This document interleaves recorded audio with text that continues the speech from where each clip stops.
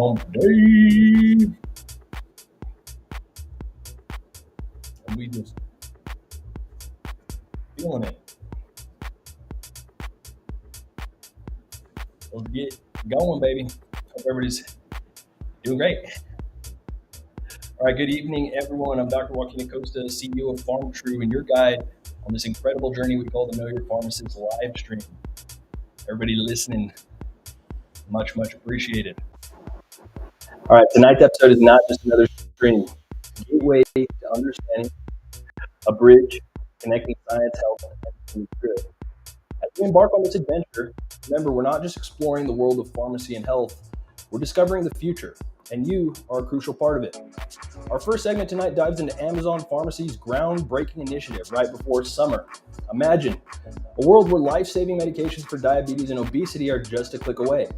This isn't just about convenience, it's about transforming lives, about bringing care and support right to your doorstep. And as we unpack this innovation, think about its implications. A world where healthcare barriers are dissolving before our very eyes. Then we'll journey into the realm of Decorte Future Industries. Here, sound isn't just a medium of communication, it's a tool for health. Some pretty cool stuff. With each beat and tone, we unlock secrets of the human body. This is where technology meets biology, where every discovery is a step towards a healthier tomorrow. But our quest for knowledge doesn't just stop there. We're going to delve into the alarming connection between air pollution and teenage blood pressure. It's a story that's as much about our environment as it is about our health. This is where awareness meets action, where understanding our surroundings becomes key to protecting our future generations. In our Herbal Wellness Corner, sponsored by Horse Cannabis Co, we take a historical walk through cannabis legislation. It's a tale of trials and triumphs, of societal shifts and evolving perspective. Here, history isn't just a subject, it's a lens through which we view and shape the future of health and wellness. As we celebrate the vibrant heart of downtown Las Cruces in our community spotlight brought to you by the Baked Chicken Farm, remember, community isn't just about places, it's about connections, about the threads that weave us into a vibrant tapestry of culture, tradition, and progress. And in our Men's Health Minute, sponsored by Vado Speedway Park, we talk about resilience and health through the lens of Mike Tyson's awe-inspiring journey, getting ready to lace it all up again. The narrative that redefines strength, not just in physical sense, but in the courage to face life's battles. As we dive into these topics, I invite you to engage, question, and be a part of the conversation. This live stream is more than just a show, it's a communal learning experience. A space where curiosity meets knowledge and knowledge meets action. So sit back, tune in, and let's embark on this enlightening journey together.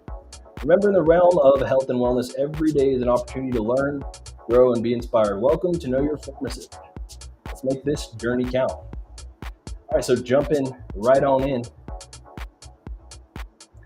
Some interesting stuff here is probably seen in some of the headlines. Amazon Pharmacy now providing home delivery of select diabetes medication and migraine medication. The Lilly Direct patient. So Lilly Direct, Eli Lilly drug manufacturer, just came out earlier this year with the drug, or basically with the Lilly Direct program, not only to push out their drugs for diabetes, but they also have one for migraine as well. So we're going to unpack pretty much everything that's going on here. I know we've heard about Zepbound and how it's the new Mounjaro, right? It's basically rebranded Mounjaro for weight loss.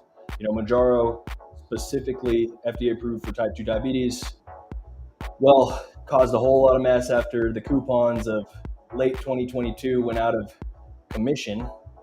So some of those grandfathered Mounjaro coupons for the terzepatide, right, wore out. Then people all of a sudden, for $1,000 brand name medication that lasted a month, we're up to paying from $25 for a box to $550 for a box, while independent pharmacies, we're literally losing money dispensing that drug.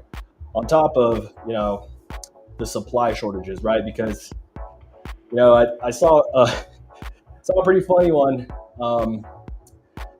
So on TikTok, I guess they're making fun of Kylie Jenner a little bit, poking fun at her a little, and this isn't particularly about body shaming by any means, but I think it's hilarious that the TikTokers have nicknamed Ozempic Ozempi. So Ozempi, right? It's a label now, right? If you're taking any sort of GLP-1 agonist or even the twin cretins such as Mounjaro or Zepbound.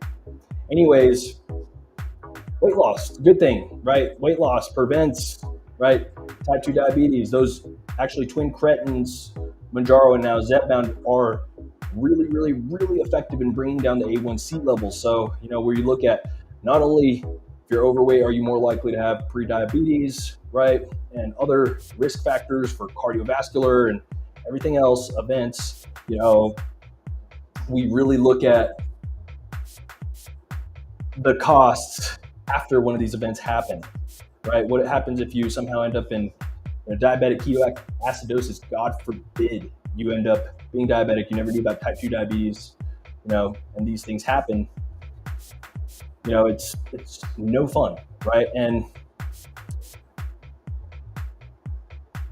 what we're really weighing is the upfront benefit between, right, purchasing a $500 a month injectable, or perhaps having to do it the good old-fashioned way: diet, weight loss, exercise. But really, some people do need that kickstart. Some people get some really great results from the kickstart, but we don't want rebound, weight-adding effects. Anyways, some of the issues, right, where you guys may notice, Mounjaro at whatever Walgreens, CVS, even independents were running out, right? Sometimes you'd have the 5 milligram in stock, sometimes you have the 2.5, sometimes you have the 10s. Patients were moving around based on what was in stock. And so the higher doses started being in stock while everybody was starting on the 2.5 and the 5 milligram, right? And then, it doesn't cost anymore to jump up in dose, but it does cost, the physiological response of perhaps some real bad GI upset. Some people had some issues, perhaps consuming alcohol while they were on, Mounjaro, appetite being completely slashed. So when the dose got increased too fast, it did cause some of those issues. However, if you were able to get over the hump, you really found yourself, literally melting off weight. And so, in general, more healthcare access and availability for actual medications coming out of the manufactured facility is a great, great thing that I definitely want to promote, right? When it comes down to all people looking for the, internet Ozempic, right, and Mounjaro, and everybody who's making it in their back of their house, and that's an exaggeration. However, these online pharmacies that really you don't know where some of this stuff's coming from, that were selling, $500 worth of Mounjaro, in the generic terzepatide, manufactured God knows where at 1/5 of the cost. It's all of a sudden when your choices are, okay, pay my $500 and stay on my Ozempic, or right, my Mounjaro, or what's the other option? Pay $100, get it from the online place, get it shipped to the house. Seemingly harmless, right? But what ended up happening was, and we talked about that in this Pharmacist Frontline segment in this live stream over the last couple months. We talk about it every now and then. But what ended up happening was a lot of significant adverse effects, from people who were taking, compounded Ozempic, compounded Mounjaro, right? The drug stability is not very good. Shipping is a mess. Weather is a factor.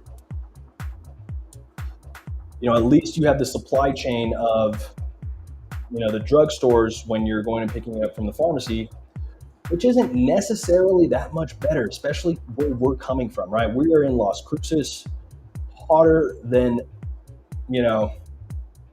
hell on earth when it hits summer, minus Phoenix.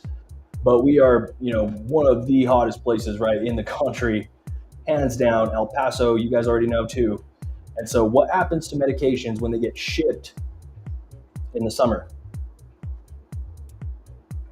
They get shipped on ice. They get shipped on ice all year round, fine. The ice melts.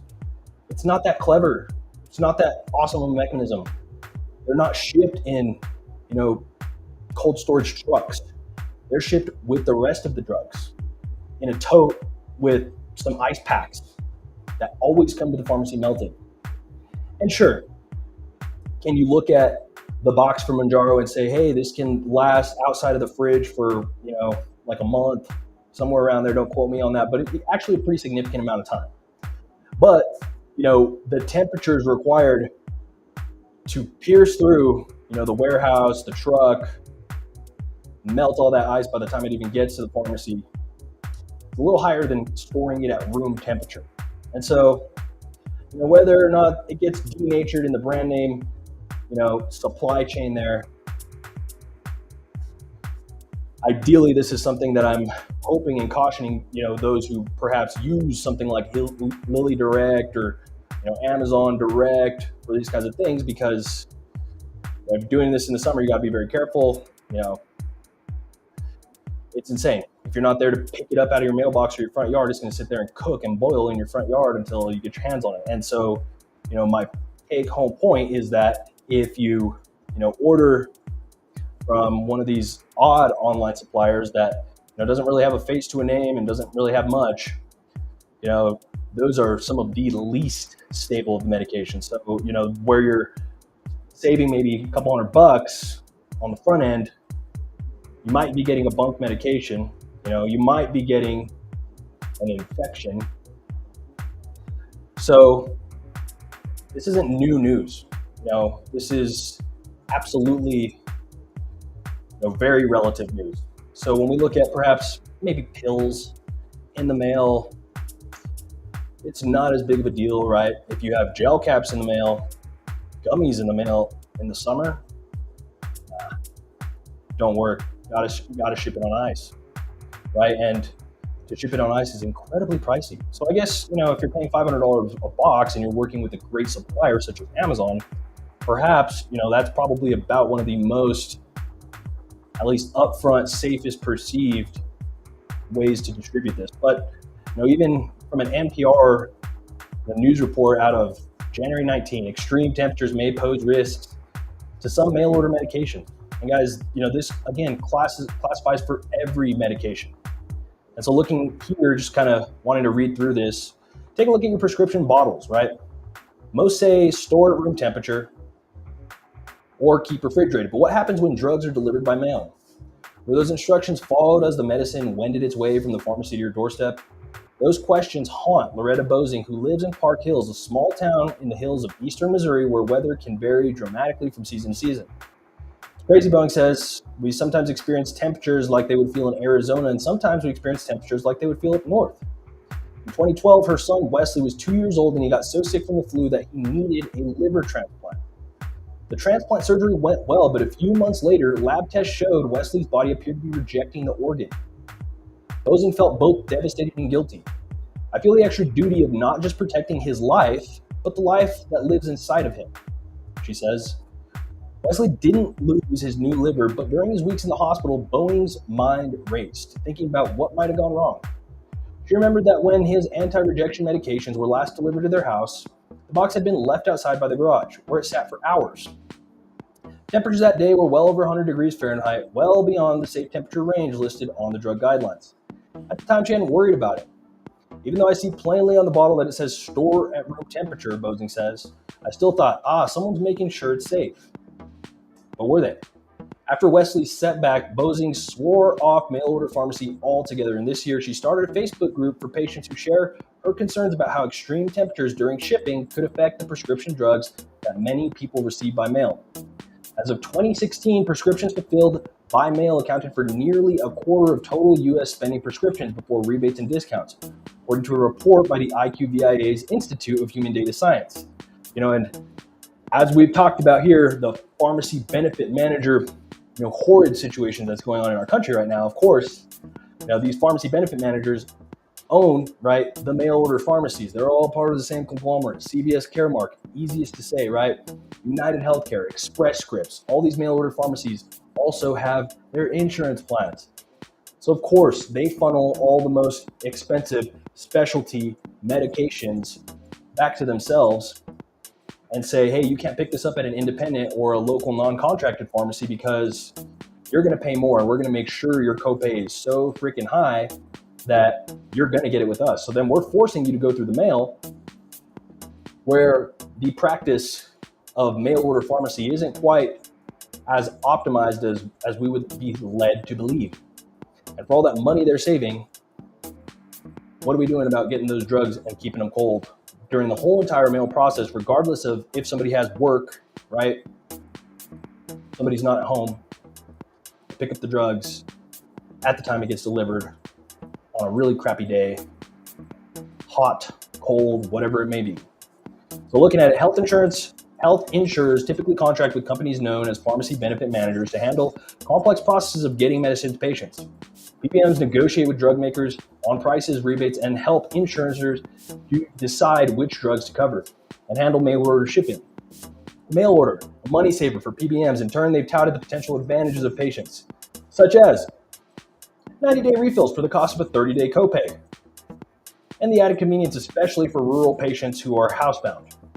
But Bozing wants insurers and their PBMs to reconsider the incentives and their practices in light of temperature concerns.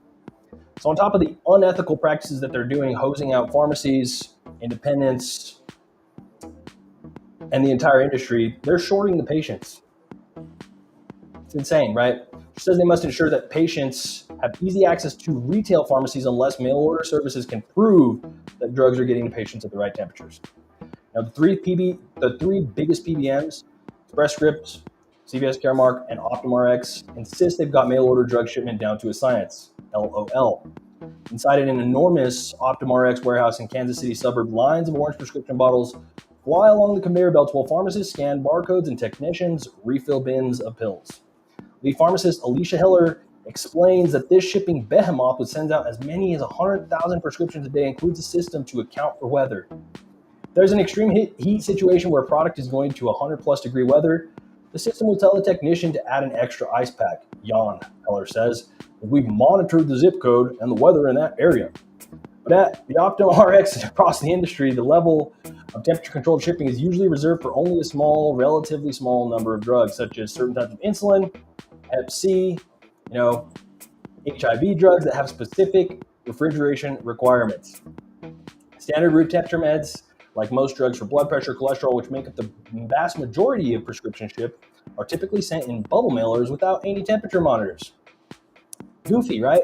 Stephen Eckel, a pharmacy professor at the University of North Carolina at Chapel Hill, thinks those practices can lead to some drugs being damaged.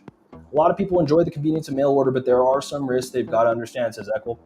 He says it's possible that drugs in liquid form, such as the one Wesley was taking, could potentially be damaged by exposure to extreme heat or cold. He thinks it's just a matter of time before mail order pharmacies expand their use of temperature controls and add individual temperature monitors to all packets so that customers can see whether their medications got too hot or too cold in transit.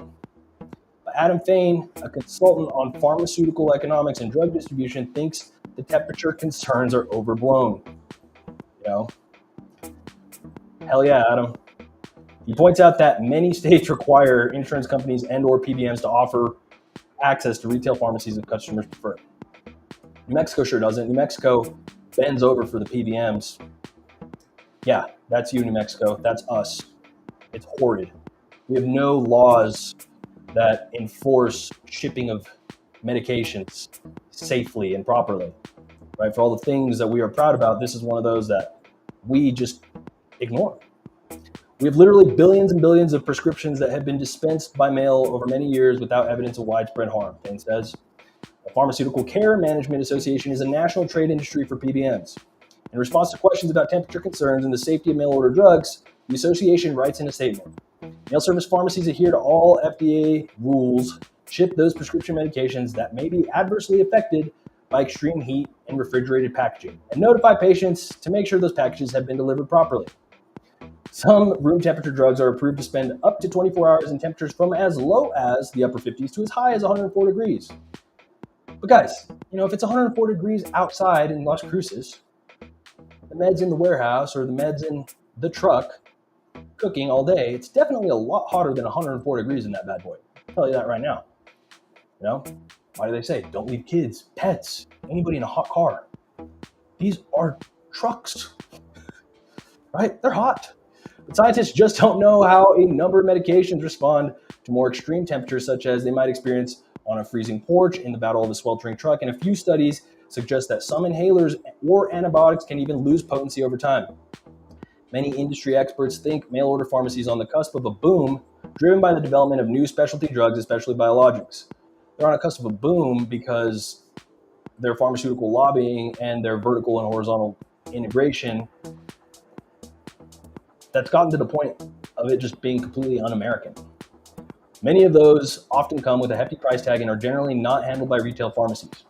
These specialty drugs, many of which are injected, can be more vulnerable to temperature swings. So, right, as we're looking at the competition in the mail order pharmacy heating up, Amazon jumping in, and granted, they've been in, but again, Amazon's continuing to do more. They're taking on a high risk medication. So high risk, I'm assuming the reward's there, right? Comes to pharmacy and big business there. It's all about bulk. It's all about partnerships. Obviously, Amazon and Eli Lilly Direct, decent partnership there. Eli Lilly, pretty standalone, which I don't necessarily frown on them that much compared to some of the other, drug manufacturers with their hands in the pot. But Eli Lilly is still going to be, stroking it just the same way. That's pretty much my, spiel on that. One way or another, it is what it is, and right, we have to keep our eye out on that. So before anybody goes investing some real money there, I know we're hitting the summer season, the summer heat. Just do your homework, right? If you don't feel comfortable with the way medications are consistently being shipped and you're going to be paying hundreds of dollars, find another place to get it. We'll work with you. Let's figure it out. But really, mail order direct to house is an absolute mess. Has been and will be until something gets figured out. So let's move on to Tech Talk. Pretty cool stuff. Jumping into the next segment, talking about Decorte Future Industries. Anybody's ever heard of this? Sound, guys. Ever thought that someone could figure out your blood pressure by the tone of your voice? It's pretty cool stuff. So basically, Decorte Future Industries has a whole bunch of studies on audio-based human health data gathering. They literally look at detecting heart murmur, heart sounds, just literally by the tone of your voice. And using these AI methods, Microsoft has now picked them up, and they're looking, I think, by 2027 to roll this out entirely. And so, you wear the button, talk, and get better readings. Your iWatch isn't going to be sitting there necessarily looking at heart murmurs. I know we've got, some of the smart watches that are pretty good and pretty cool with stuff, but I don't know if it's entirely, just as advanced as these guys out of the UK. And so there's a big company, I guess, that was called Raspberry Pi, medical devices and stuff. And so the big CEO from there came on to come join this thing. And these guys really are, taking this to the moon. It started as a one-man show in the UK. Decorte Future Industries is a Cambridge, UK-based deep tech company that is commercializing a quantum leap in the collection of human health data. Uniquely, Decorte's artificial intelligence algorithms are able to extract human biometrics directly from sound, including cardiovascular, respiratory, neurological, mental, and physical health signs. The company's groundbreaking AI engine empowers individuals, businesses, and government departments to gather health data at an unprecedented scale, enabling preventative and informed decisions and analyses.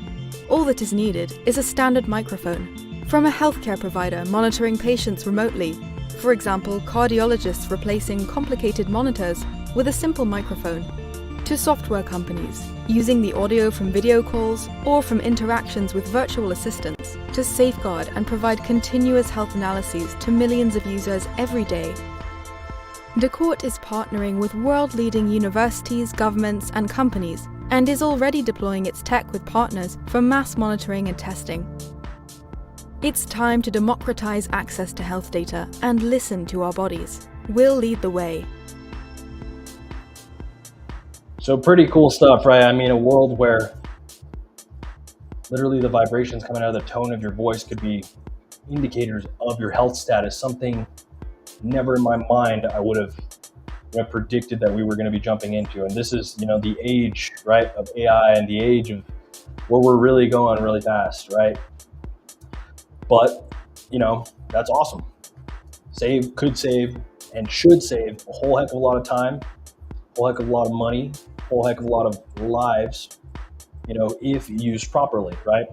Obviously, sometimes you got the concern about the other side is you don't want this getting in the wrong hands by any means. But, we'll unpack that some other time on our scary story segment. Just kidding. There's no scary story segment. It goes as it grows. I think that's the New Mexico state saying crescit undo in Latin. If I got that right. Correct me if I'm wrong. Anyways, let's jump over to Enlightenment Hour. Teenage health alert, air pollution, and blood pressure. Interesting story coming out today out of the health tech zone.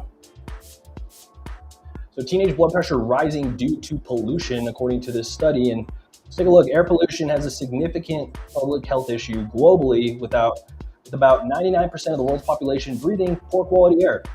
For years, high levels of air pollution have been associated with respiratory and cardiac illnesses among adults and children. However, recent studies have shown that elevated levels of air pollution can significantly affect teenagers' blood pressure. A study by King's College London found that exposure to air pollution is linked to changes in blood pressure among teenagers. The study examined from 3,284 teenagers in London aged between 11 and 16. The study's resulted shows that high levels of nitrogen dioxide and particulate matter were significantly associated with increases in systolic blood pressure and diastolic blood pressure among teenagers. So air pollution, it's a mixture of tiny particles and gases including nitrogen dioxide, particulate matter, and ozone. Inhalation of these pollutants can cause inflammation, oxidative stress, and increased levels of the stress hormone cortisol, all of which can lead to changes in blood pressure. Air pollution has been also shown to impair the function of the endothelium, the inner lining of the blood vessels. It plays a vital role in regulating blood pressure. This reduced function can decrease the bioavailability of nitric oxide, a molecule that helps blood vessels expand, causing an increase in blood pressure. So the study by King's College revealed that teenagers exposed to high levels of air pollution had higher rates of hypertension. High blood pressure in adolescence is risky as it can lead to hypertension in adulthood, a known risk factor for cardiovascular diseases and strokes. There's also evidence that hypertension and endothelial dysfunction can contribute to cognitive decline later in life, further emphasizing the need to address this issue. I know we're incredibly worried about vapes and what our youth are putting into their lungs, but you can't escape just breathing the air around you, right? Pretty insane. So teenagers from ethnic minority groups in the UK are exposed to higher levels of pollution at home compared to their white peers, according to research findings. However, the impact of pollutants on blood pressure remains consistent across all ethnicities, regardless of weight or economic status. It's important to note that teenagers are more vulnerable to the effects of air pollution than adults due to their rapid growth and development and increased breathing rates. Exposure to poor air quality during adolescence can have long-term health implications for their futures. So sources of pollution include diesel emissions, which are a major source of air pollution in urban areas. Diesel engines used in various vehicles, including buses, trucks, and cars. It's no secret that the effects of diesel emissions on the environment also play a prominent role in public health. Other sources of air pollution include industry, power plants, and residential heating and cooling. The most polluted areas in London are often concentrated around major roads with high traffic volume. The aftermath of Dieselgate, the Volkswagen emission scandal, continues to have consequences for public health. In 2015, it was revealed that Volkswagen allegedly installed software in millions of diesel vehicles to cheat on emissions tests. The cars appear to be much cleaner than they are, emitting up to 40 times the legal limit of nitrogen dioxide. This alleged deception has contributed to high levels of air pollution in many cities worldwide. Dieselgate has exposed the flaws in emissions testing and the need for tighter regulation of vehicle emissions. The scandal has also led to a shift towards electric and hybrid vehicles, which produce much lower levels of pollutants. However, the transition to cleaner transport may take years if it ever even happens, right? And in the meantime, thousands of people continue to be exposed to harmful levels of air pollution. This day, scandals around well-known car manufacturers are being reported in the news.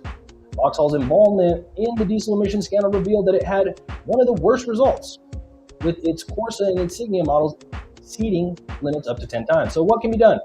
Reducing air pollution is crucial to protecting teenagers' health and well-being.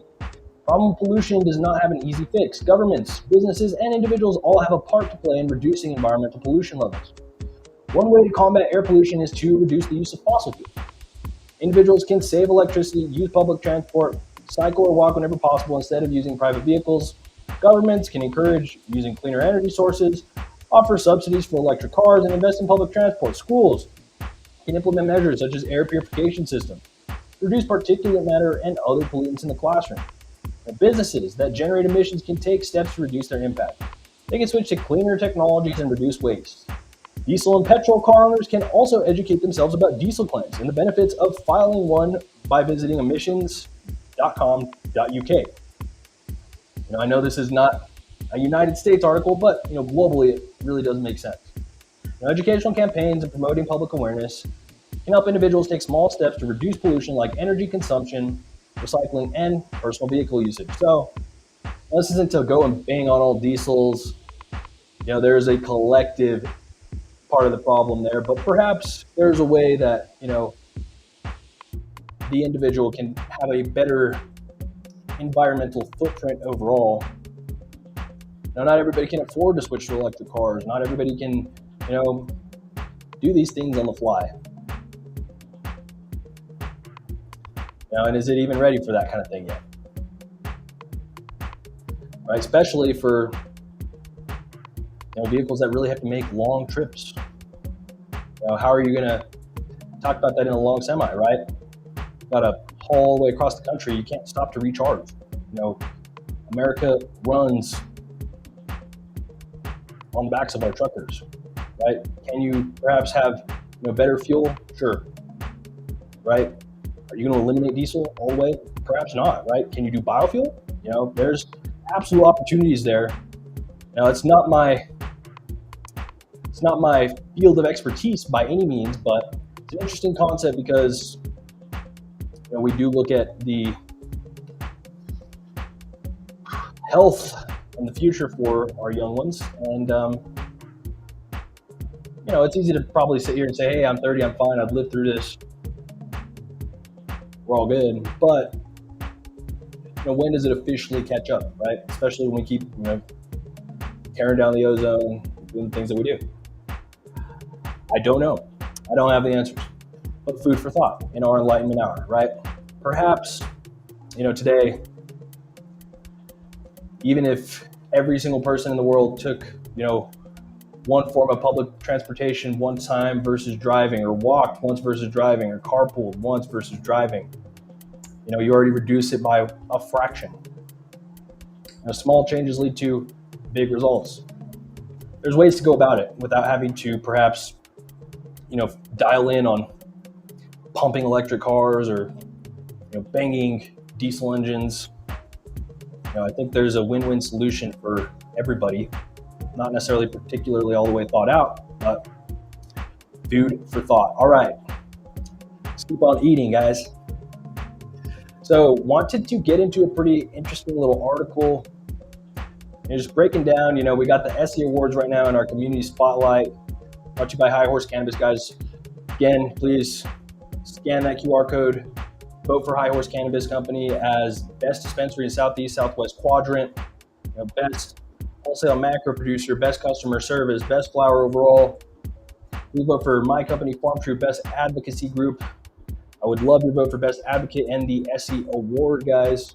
And in our in our herbal wellness corner, we are taking it all the way down, back a little bit over 100 years, talking about the history, cannabis and legalization, right? So the prohibition literally started right in our area, and it's interesting to read this and learn about it, right? So, coming from this, marijuana back in the day, spelled with an H rather than a J, use was a familiar phenomenon in border towns of Texas and New Mexico after 1910. First to note the use of the drug were El Paso law enforcement officials who quickly secured a local ordinance in 1914 banning sale and possession of the drug. First place ever in the country to fully ban it, right? El Paso officials and local representatives of the customs and agricultural departments of the federal government agitated for state and federal legislation to combat the killer weed. After an official request by the Secretary of Agriculture, Secretary of Treasury issued under the Food and Drug Act prohibiting importation of cannabis after 1915 for anything other than medical purposes. You know, the history of medical cannabis goes all the way back to prohibition lasting in this area, guys. And that's the interesting part. And so, you know, where the histories of the stigma of cannabis, you know, really originate, we're right here. We are there. You know, we are shattering, hopefully, you know, these walls one way or another. And, you know, many different people, you know, Beto O'Rourke, for instance, when he was running for governor in Texas, you know, everybody has a different agenda for what should happen with Texas, right? What's going to happen for Texas and cannabis, you know, legalization, you know, everything like that. Texas being perhaps considered a real big swing state for how the feds are looking at it because, you know, it's still a Schedule I controlled substance, no approved medical use, right? And, you know, that's a big deal. It's not just a casual thing, as we already know, and where, you know, it's already a big deal in Texas. You've got synthetic cannabis all over the place, Delta 8. You know, you don't know where this stuff has come from. You can't, you know, enforce it very well. It's a very, you know, sketch market, and we already know what happened with spice. We already know, you know, what happened with these synthetic drugs, and we know what happens in the black markets, right? Black markets are going to go, you know, take what they can get and not really care. It's, you know, it's the pirate industry, right? Especially for drugs, of course, everything.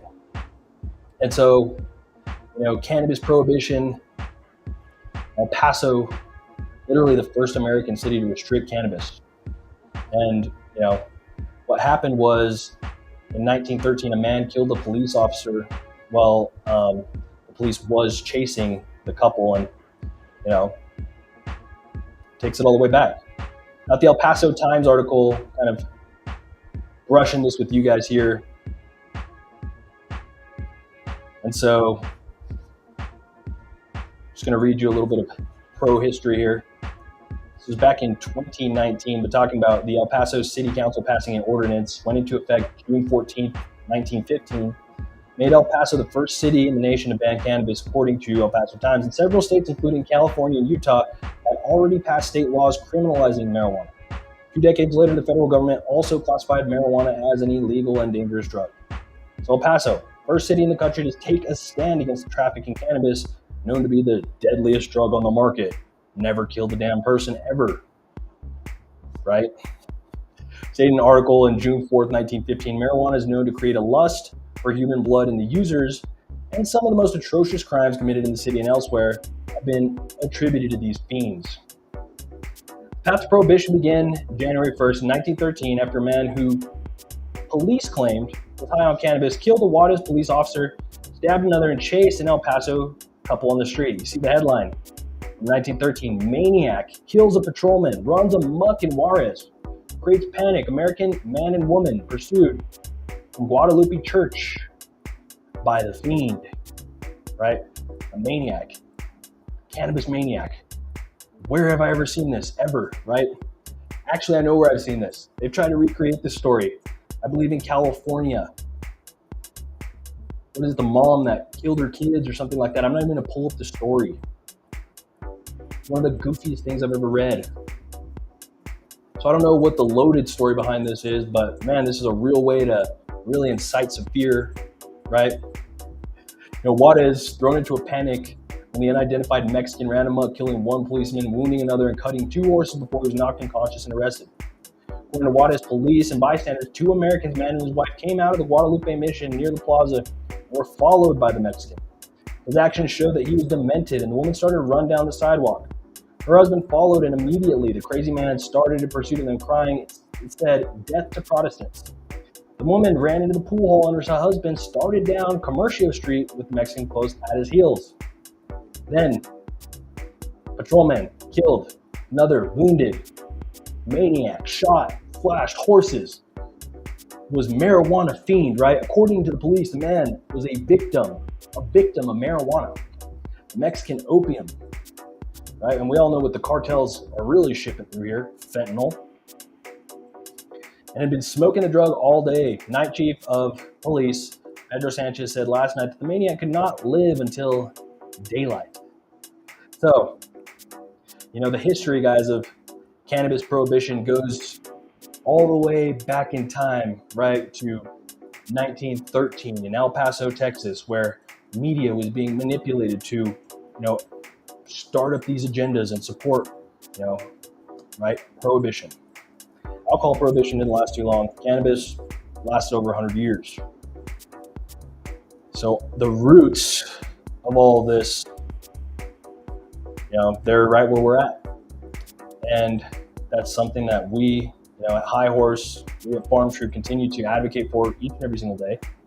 We're here to educate. We're here to, enlighten and empower on a very, very safe medicine. Incredibly high doses of THC. Sure, absolutely avoidable. Can THC perhaps even,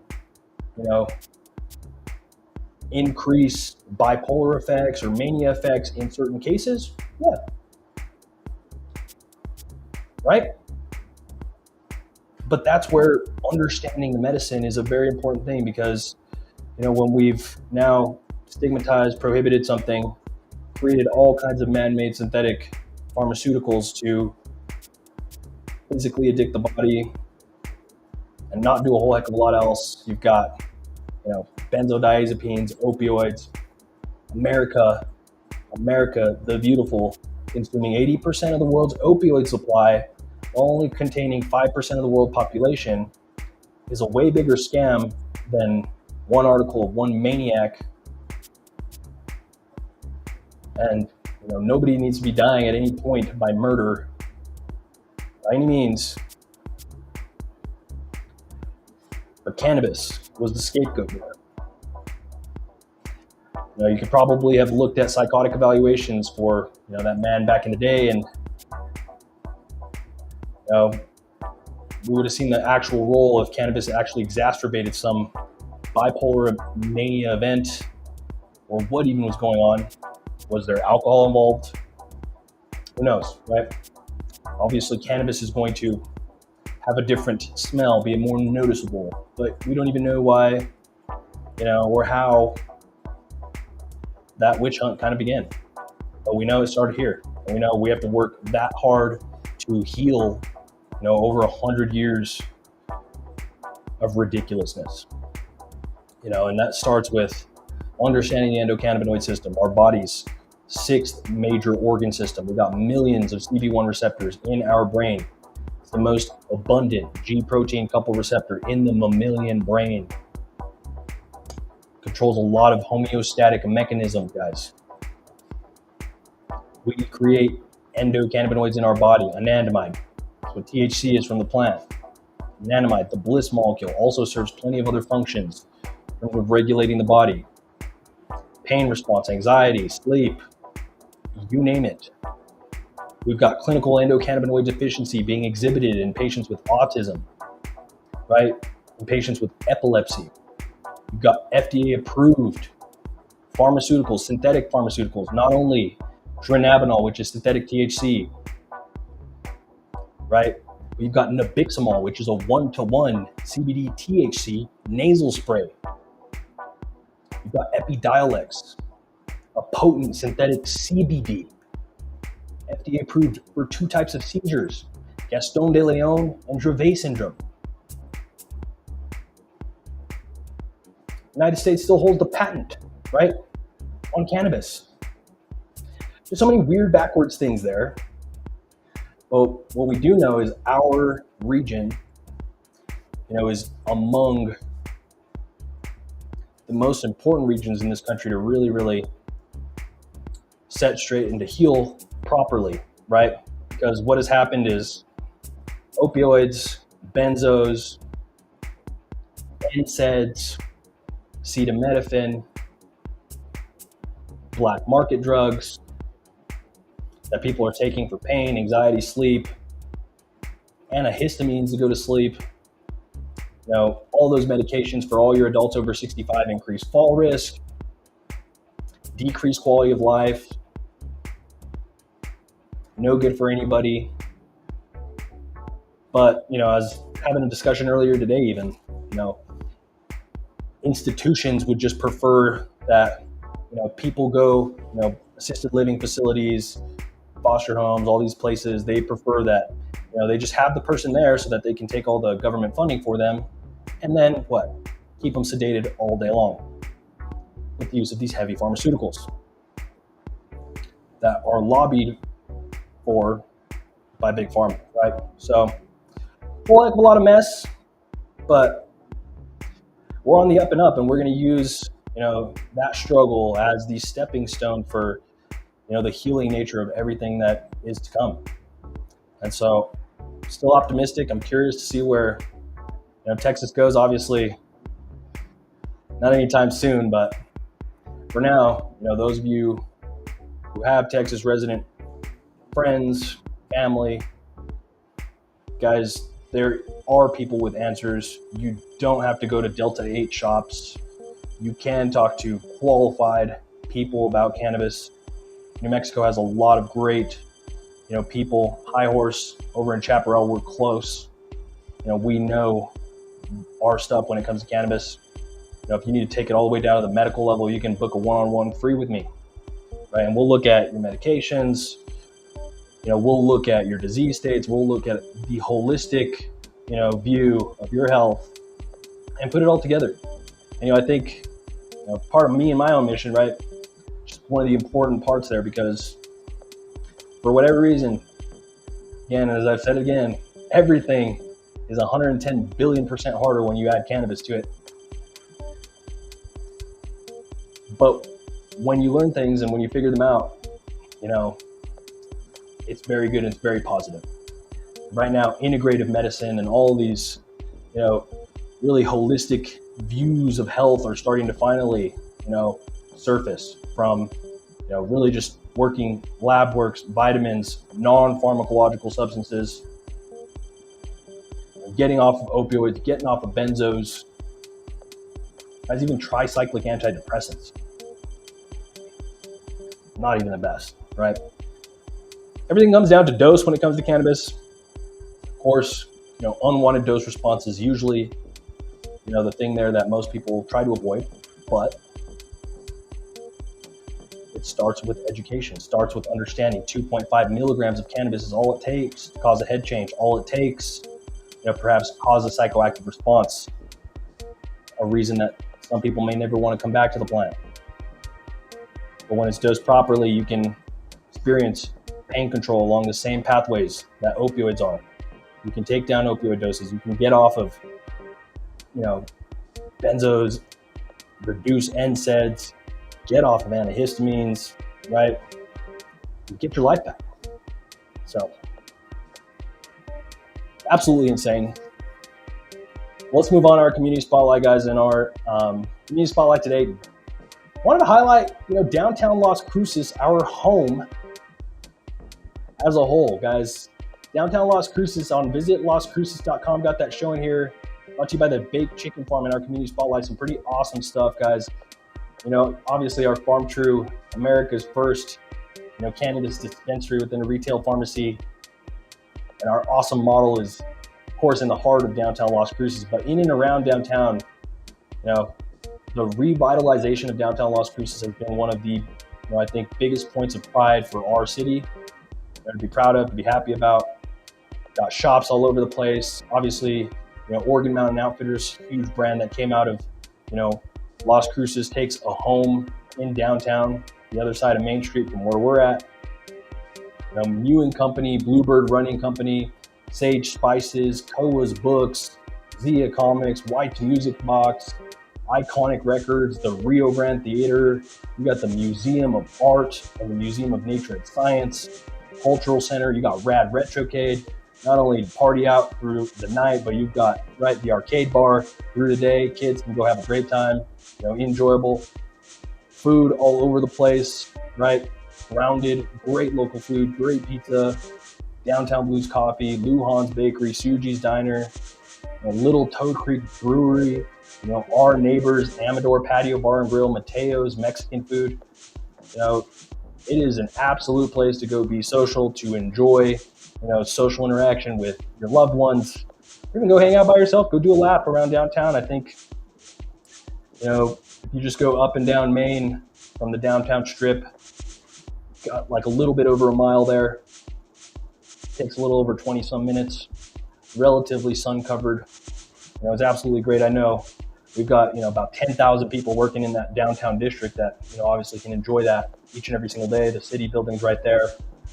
But again, farmers market on Wednesdays, on Saturdays, any day of the week, downtown is actually quite popping. I'd say Sunday is probably the least popping day for downtown. Day of rest, right? But I'm sure it'll continue to change. So, point of pride here in Las Cruces. Definitely got to go check it out. Support all local businesses. And awesome. So, last thing in the Men's Health Minute brought to you by Vado Speedway Park, guys. If you haven't gotten your tickets yet for the races this weekend, Friday and Saturday, American Modified Racer Series Winter Meltdown over at Vado Speedway Park is going to be a great time. So, awesome racing. Well, let's pull the brakes on the race cars for just a moment. Anybody else interested in the fight between Jake Paul and Mike Tyson? Or is this, something that doesn't interest you? I personally think it's pretty cool.